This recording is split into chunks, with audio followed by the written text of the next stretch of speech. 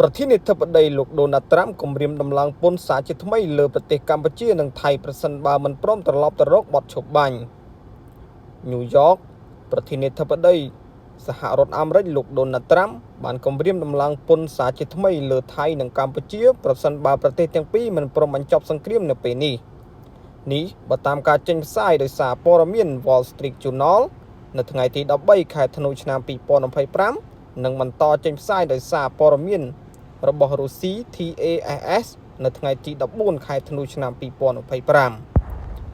សេចក្តីរាយការណ៍បែបនេះដោយផ្អែកលើបទសម្ភាសន៍ពិសេសរបស់លោកដូណាល់ត្រាំ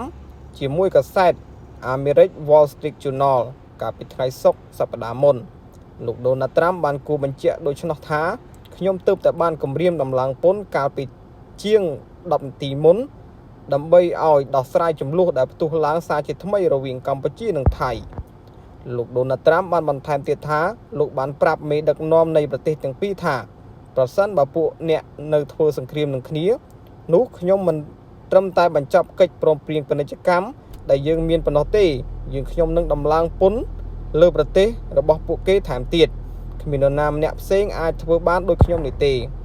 អ្នកនាំពាក្យសេតវិមានម្នាក់បាននិយាយថាកាលពីថ្ងៃសៅរ៍លោកដូណាល់ត្រាំប្រធានាធិបតីសហរដ្ឋអាមេរិកសង្ឃឹមថាគ្រប់ភាគីទាំងអស់នឹងគោរពអនុវត្តការបដិញ្ញាចិត្តរបស់ខ្លួនចំពោះបទឈប់បាញ់ជាមួយការប្រមានថាលោកនឹងរកមុខអ្នកទទួលខុសត្រូវប្រសិនបើចាំបាច់ដើម្បីបញ្ឈប់ការកាប់សម្លាប់គ្នានិងធានាបាននូវសន្តិភាពបានយូរអង្វែងសូមជម្រាបថាលោកដូណាល់ត្រាំកាលពីថ្ងៃសុក្រសប្តាហ៍មុនបានប្រកាសថារូបលោកបាននឹងបើកកិច្ចសន្ទនាតាមទូរស័ព្ទជាមួយនាយករដ្ឋមន្ត្រីរបស់ប្រទេសកម្ពុជាសម្ដេចបវរធិបតីហ៊ុនម៉ាណែតនិងនាយករដ្ឋមន្ត្រីថៃលោកអានូទីន